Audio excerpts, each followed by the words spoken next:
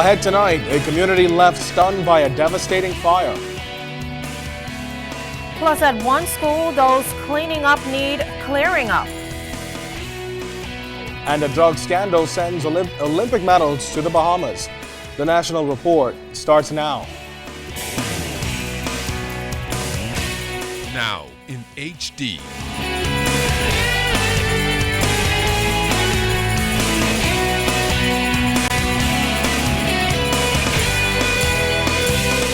ZNS Network presents The Bahamas Tonight. This segment of the news is brought to you by BTC, powered by Lime.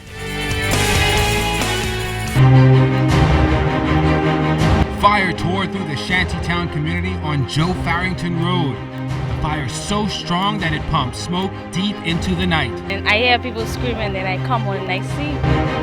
Buildings just hours before homes crumbled in the flames. Certainly this is an obvious tragedy. The community pulls together. Firefighters and police jump to the scene as many residents lose everything.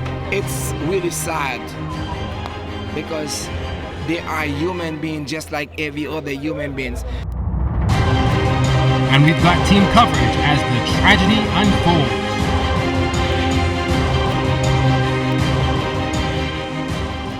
Residents of a shantytown homeless tonight after a fire ripped through their community. Good evening, I'm Opal Roach. And I'm Candino Knowles. Well, initial reports indicate that fire destroyed between 40 to 50 makeshift homes and left hundreds with only the clothes on their backs. Now the fire comes as government cracks down on those villages by giving landowners an ultimatum and a deadline to clean up those communities or face prosecution. We've got team coverage tonight, starting with Charisma Robinson. Firefighters battled the blaze for hours.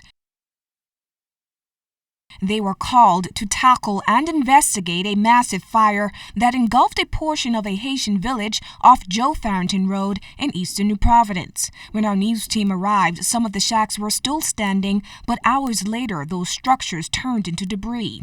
Intense heat could also be felt, even from a good distance away. Due to the proximity of the buildings, that has been one of the things that has really contributed to the rapid spread of the fire. Director of Fire Services Superintendent Walter Evans confirmed that the fire was contained late Monday night and only smoldering fire could be seen on the property on Tuesday.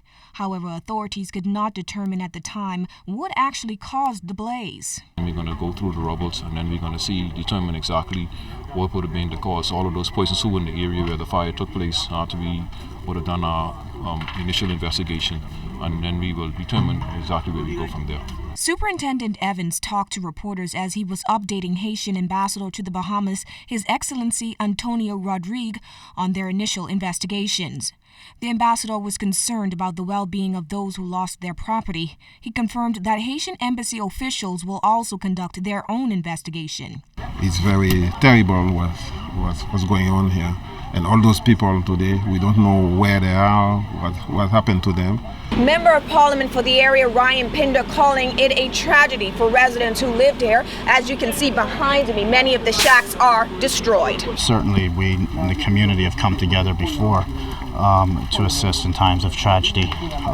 This is, unfortunately, the second significant fire that we have experienced in the constituency of Elizabeth. And so Pastor Siliner St. Louis of Gospel Assembly Church appealed to Bahamians for help as many of his Haitian brothers and sisters had nowhere to go. Now we need their help from the Bahamian people with shoes, with clothes, with food, with anything they could help, we wait for them. Fire officials worked into the morning to ensure that this fire remained under control. They also began the mammoth task of interviewing family members affected. Well, that was our Charisma Robinson reporting. There's no official figure on how many persons lost everything in the fire, how many are missing, or who just packed up and left the area. But most of the residents we talked to are concerned about what's next. Our team coverage continues with Altavi's Munnings. First one was going up, that's my one. Adderley Adu has been residing in the shantytown off Joe Farrington Road since 1996. He informed our news team Monday night that his home was the first to be destroyed in the fire, and he's already decided what he will do next. Now, where were you when you heard about the fire? Then I don't hear nothing. Then I was in there, and that time the fire then starting my way, a village road. That time is coming. Then I see the fire. Then I ain't even take nothing on the house. You weren't able to save anything inside your home. Then what you see on me, that's all I have. Nothing else. So how do you feel now that your house has been destroyed? Then one thing I could do. Then as an guy would do my son and garbage. Then one thing I could do, then try get some places to live. So you're not going to reside in this area anymore? Yeah, I still there. I was inside playing on my tablet, and then I hear people screaming, then I come on and I see. We don't have an exact number of the people who actually live in this village, but we understand it's estimated to be in the hundreds. Now, some of them we spoke with are very concerned about those who experience loss, as well as what will happen next. They got a lot of families, they ain't got nowhere to go. It's all the people they had, the mattress, everything is wet, you know what I'm saying? It's very tough. Some of them ain't got no jobs, they ain't got nowhere to go, you know what I'm saying? It's tonight I'm really thinking about them, you know what I'm saying? That's very hard for me. But I don't know, what can I say about that? Only thing what I could say, to pray for them so God could help them out. Since I was to catch a fire, someplace you go to an apartment to go in, they will not tell you how many people come live in there. Them do also many people come live in there. But them people can't live in the bush. Them can't live in the bad situation. How the government can help them? Every country have immigrants. We understand that some of them are illegal. That's the only crime they committed. Illegal. That's the only crime. Other than that, they're not involved in anything else. We were also informed Monday night that not only Haitians reside in this community, but a number of Bahamians as well. A resident only identified as Joyston gave us his account of what happened. All of a sudden I hear fire. When I come outside, fire was in the back. So I started to see if we can control the fire, but it would get out of control. And when we started to throw the water, I called the fire engine truck. They started taking like too long. So when the truck come, and the truck started to get the fire under control, and I walk out, and everyone was saying, the landlords come in and talk to the people, ask them if they move out yet. So the people them saying some of them already move out, some trying to move out, trying to find places to stay. And right after they leave, 10 minutes after they leave, the fire catch, and they see two gentlemen, whoever was running in the back in black. You understand me? So this fire ain't catch on its own. Somebody have to catch this fire. Altavis Munnings, ZNS Network News.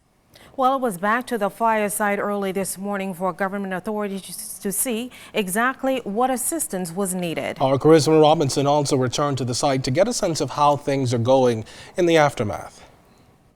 When we returned to the grounds around 10 this morning, the scene was a bit different. Reality apparently set in for many of those impacted by the blaze. Officials now say about 100 residents have been displaced. The feeling was somber, as representatives from social services and other agencies, including the National Emergency Agency and the Bahamas Red Cross, interviewed women, men, and children who lost everything. She's unemployed and he is working, his wife is not working, and they have 2 children in school. Social Services Minister Melanie Griffin visited the site before a cabinet meeting this morning. She says she, along with her team, were on the ground from Monday. As the Minister of Housing would have indicated previously to the public, we have a multi-ministerial committee that has been working together to deal with the shanty towns in the country. So Social Services actually was in here from yesterday, from Monday, and beginning to take assessments. Unfortunately, of course, the unfortunate fire last night, where many persons, at least about, I think, 1 or 2 acres of homes would have been burned to the ground. We're standing in the section of this large community that was destroyed. As you can see behind me, a few people are removing scraps from the rubble to be sold. The fire is extinguished, and we will also tally up the amount of homes which were damaged. Because not only those ones that were destroyed, but there were several of them that had received fire damages as well. As authorities continue their investigation, they're appealing to anyone with information to come forward. A few residents say they suspect arson, as their 30-day cleanup deadline is drawing near. If this fire was maliciously set, we want to know exactly who would have done that. so that what we can do is we have an obligation and a responsibility to do certain things, and we will do just that. Great Commission Ministries provided meals for residents today, and the Bahamas Red Cross will provide food parcels as well. Charisma Robinson, ZNS Network News.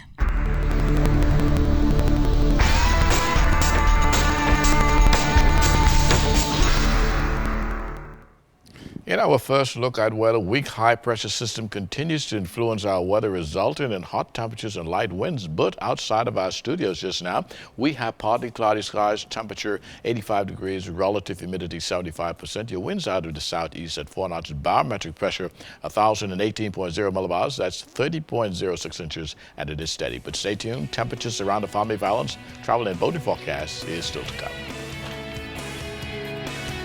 And coming up, the verdict comes down in a high-profile case. And Olympic glory comes to the Bahamas as 5 medals get new owners. You're watching The Bahamas Tonight.